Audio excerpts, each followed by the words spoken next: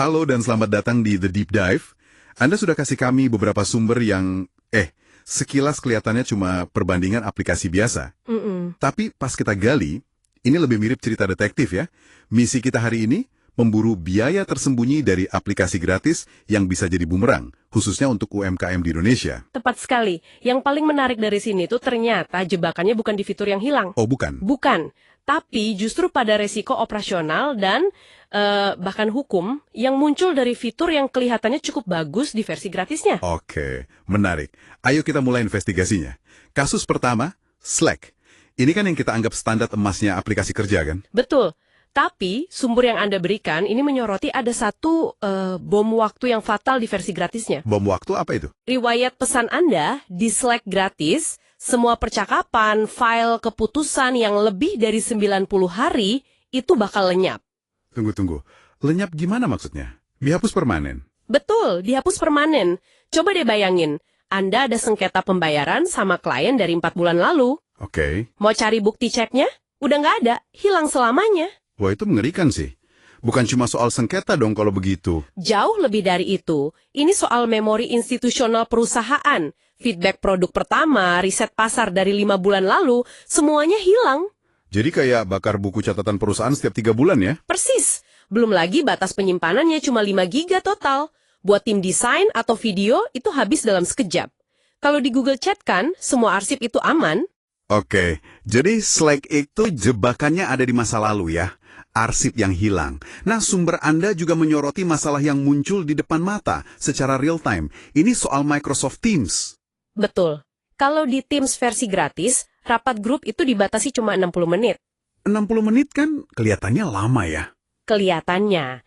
Tapi coba bayangin, Anda lagi pitching ke klien besar, atau lagi sesi brainstorming penting, tiba-tiba panggilannya putus. Ah, itu jatuhnya jadi nggak profesional banget ya? Banget. Terus aplikasinya sendiri kan terkenal berat ya. Di laptop dengan spek yang umum dipakai UMKM, buka Teams aja bisa bikin yang lain jadi lambat. Nah, ini poin bagus. Efisiensi itu kan bukan cuma soal fitur, tapi juga seberapa ringan alat itu dipakai ya. Tepat. Beda sama Google Chat yang basisnya web jadi jauh lebih enteng.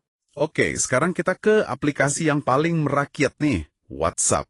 Semua UMKM pasti pakai ini. Tapi sumber Anda bilang ini menciptakan shadow IT. Nah, ini dia.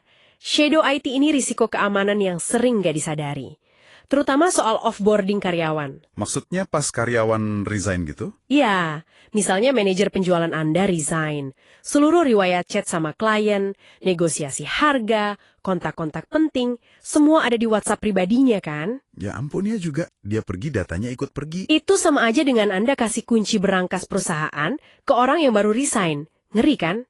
Di WhatsApp, Anda sebagai pemilik bisnis nggak punya kontrol sama sekali. Terus solusinya gimana? Kalau pakai platform kayak Google Chat, dalam hitungan detik Anda bisa cabut aksesnya. Semua data percakapan tetap aman jadi milik perusahaan. Ini udah bukan soal nyaman lagi, tapi soal patuh sama UU PDP kita. Oke, selain nama-nama besar itu, ada juga alternatif lain yang disinggung. Discord misalnya. Itu kan aslinya buat gamer ya? Betul, Discord ini punya satu kelemahan fatal buat bisnis, batas unggah filenya kecil banget, cuma 8-25 mega. Hah? Sekecil itu? Iya, Anda mau kirim presentasi PowerPoint atau laporan PDF yang proper aja nggak bisa, jadi jelas nggak memadai. Oke, nggak praktis. Lalu, gimana dengan Telegram? Katanya paling aman. Nah, ini miskonsepsi yang bahaya. Enkripsi end-to-end di Telegram itu ternyata nggak aktif secara default untuk grup. Oh, serius? Iya, artinya percakapan tim Anda itu nggak seaman yang Anda kira. Ini cuma ngasih rasa aman yang palsu. Jadi kalau kita tarik benang merahnya, semua ini kembali ke dua hal ya, keamanan dan kontrol. Tepat sekali. Platform bisnis sejati, kayak yang ada di Google Workspace, itu memberi Anda kendali terpusat. Anda bisa cegah kebocoran data, enkripsi semua komunikasi, bahkan sumber Anda menyebut inisiatif Google dengan BSSN di Indonesia. Oh, untuk memperkuat siber UMKM itu ya? Betul. Itu lapisan perlindungan yang nggak akan pernah Anda dapatkan dari aplikasi pesan biasa. Jadi, apa artinya semua ini bagi Anda yang mendengarkan?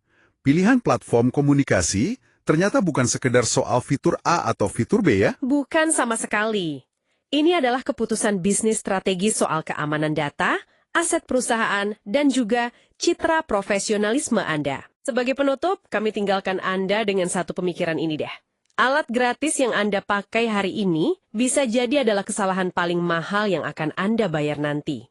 Pertanyaannya bukan lagi, fitur apa yang saya dapat, tapi seharusnya apa biaya tak terlihat dari data dan aset krusial yang saya percayakan pada platform ini? Oke, kita coba bedah bareng ya. Anda akan mengirimkan beberapa dokumen soal penggunaan Google Chat untuk UMKM. Iya, betul. Dan pertanyaan utamanya tuh jelas banget. Kenapa bisnis kecil saya harus repot-repot pindah dari WhatsApp ke Google Chat? Jadi, misi kita di sini coba cari jawabannya, lihat studi kasusnya, dan panduan praktisnya gimana. Nah, yang menarik dari sumber-sumber ini tuh, mereka nggak cuma bandingin fitur, tapi juga ngebahas biaya tersembunyi dari aplikasi gratisan. Oh, biaya tersembunyi. Maksudnya gimana tuh? Jadi ini lebih ke pergeseran pola pikir. Dari komunikasi yang campur aduk dan kasual, ke sebuah sistem yang lebih profesional. Oke. Yang katanya, ini bisa jadi fondasi buat pertumbuhan bisnis ke depan, gitu. Nah ini nih, bagian yang sangat menarik. Ada 3 skenario nyata. Pertama soal agensi kreatif. Anda pasti tahu kan masalahnya, revisi desain gak ada habisnya. Nama filenya, Final Revisi v3.jpg. Hahaha, atau malah final banget fix v5.jpg. Kita semua pernah ngalamin kan? Nah, itu dia. Solusi mereka apa? Mereka bikin spaces atau ruang terpisah untuk setiap klien di Google Chat, jadi semua feedback, file semua terdokumentasi di satu tempat. Ah, jadi rapi ya? Gak kecampur sama grup keluarga? Tepat.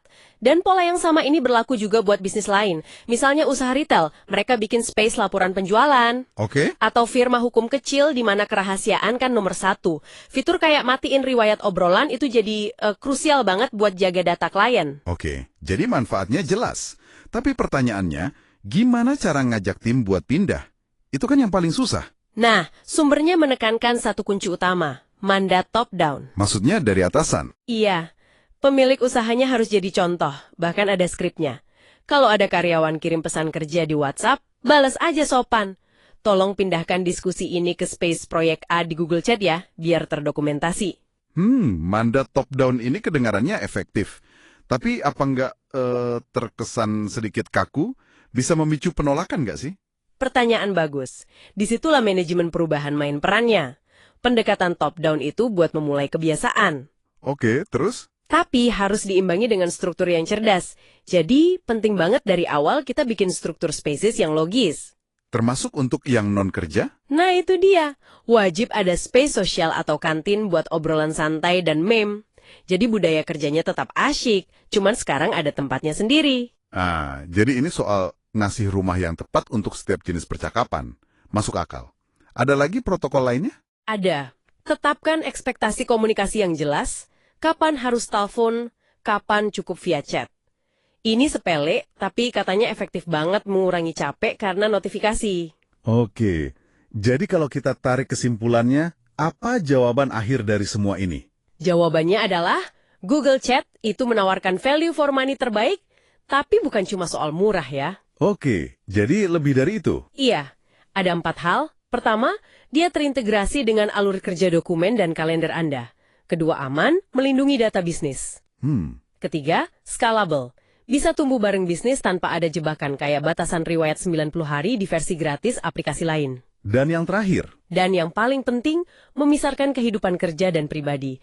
Tim Anda jadi bebas dari notifikasi kerja di luar jam kantor. Jadi intinya, profesionalisme dalam komunikasi itu bukan lagi kemewahan ya, tapi fondasi untuk bertumbuh. Tepat sekali. Ini keputusan strategis. Bukan cuma pembaruan teknologi. Betul. Dan ini memunculkan satu pertanyaan penting untuk Anda renungkan. Sumber-sumber ini kan fokusnya ke komunikasi internal. Ya. Lalu, gimana kalau Anda perlu kolaborasi dengan klien atau vendor eksternal yang nggak pakai Google Chat? Nah, bagaimana pendekatan ini mempengaruhi alur kerja eksternal Anda? Sesuatu untuk dipikirkan lebih lanjut.